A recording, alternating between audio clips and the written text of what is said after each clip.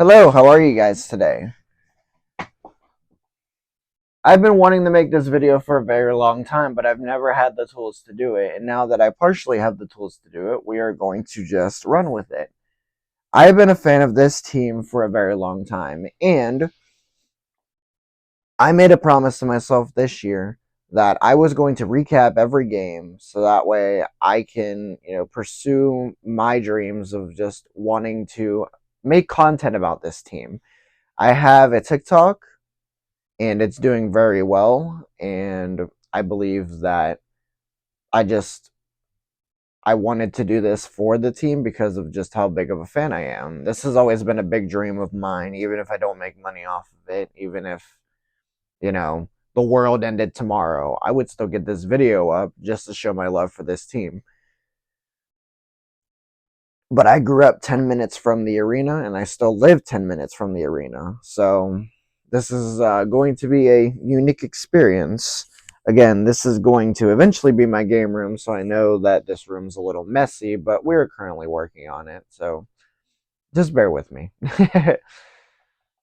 That being said, we are going to preview the Nailers season series against the Cincinnati Cyclones. They start on Saturday against the Cyclones in Cincinnati. I will actually be attending that game, so you get to see little bit of content from me through my TikTok because I think I'll go live on there.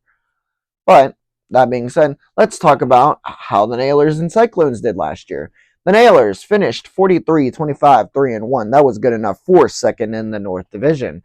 The Cincinnati Cyclones finished 29-32-11 last year. That was good enough for sixth in the Central. But that honestly doesn't really encapsulate how good Cincinnati was. They were in the playoff hunt until the final week of the season, and it was only until that final week where they mathematically got eliminated from the playoffs. Again, the Nailers finished second in the North. That was good for a first round matchup with the Norfolk Admirals. Unfortunately, they did not win that series. They lost 4-1 in a series that quite possibly could have gone either way. I mean, the Nailers did not look very good in the first three games. However, they shaped it up in games 4 and 5. Unfortunately, it was too little, too late. That that being said, even though they did not win against the Norfolk Admirals, they won a lot against Cincinnati. Not only did they win the season series, they swept them in the season series. They are also currently 5-0 in their last 5 games against the Cincinnati Cyclones.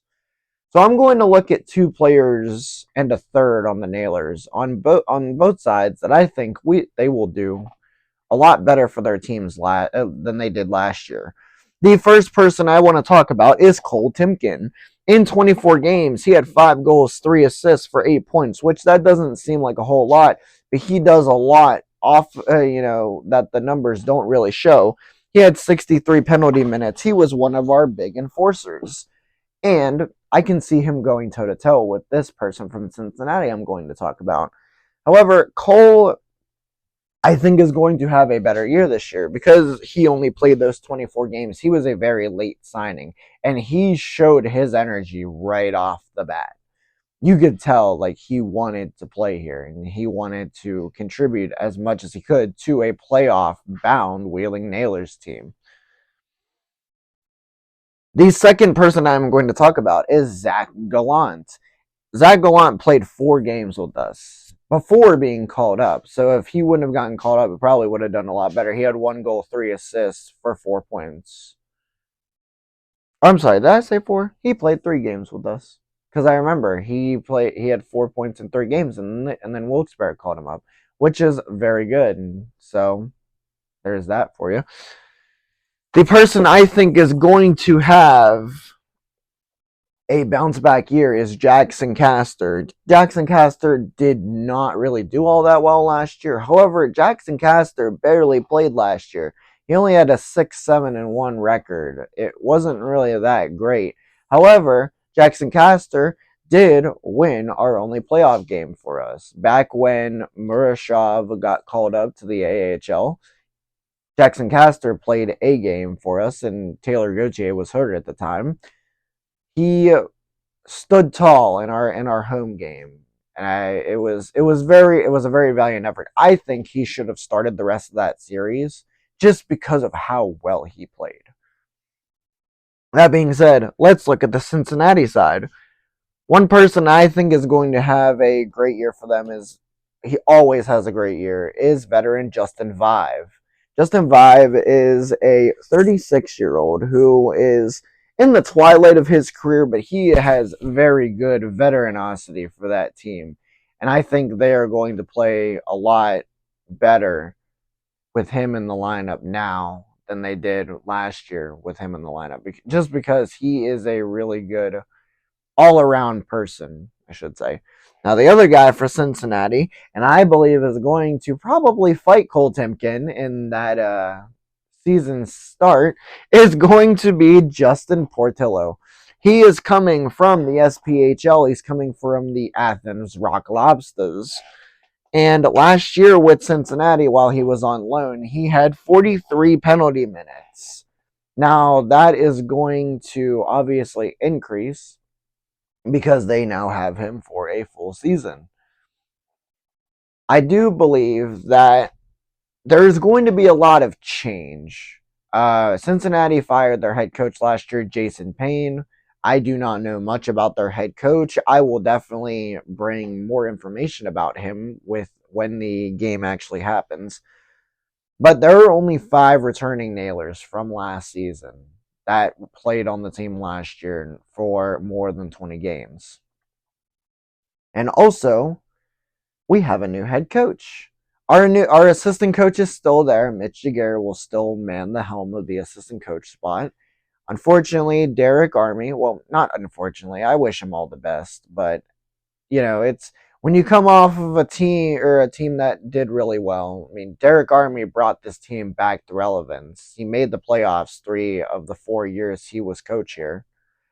So when you put into perspective, the new head coach has a lot to man up to.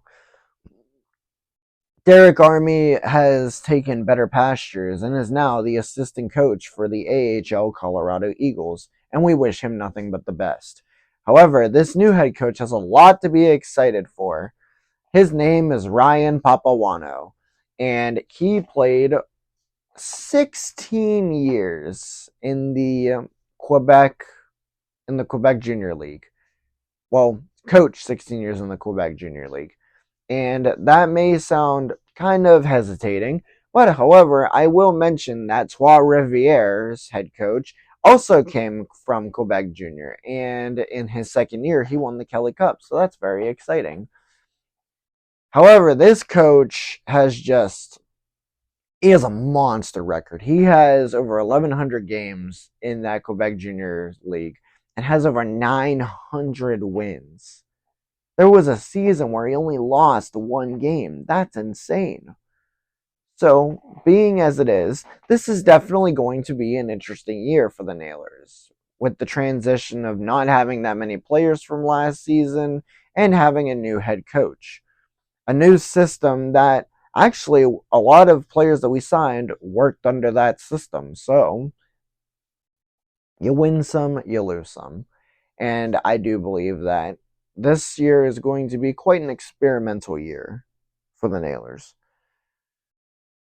That being said, this is going to be the end of my first video. I really hope that I can be a lot better. I can learn a lot more. I have a lot of trouble talking, even though I want to do stuff like this. It just, we'll see. Anyways, guys, thank you so much for watching this season preview.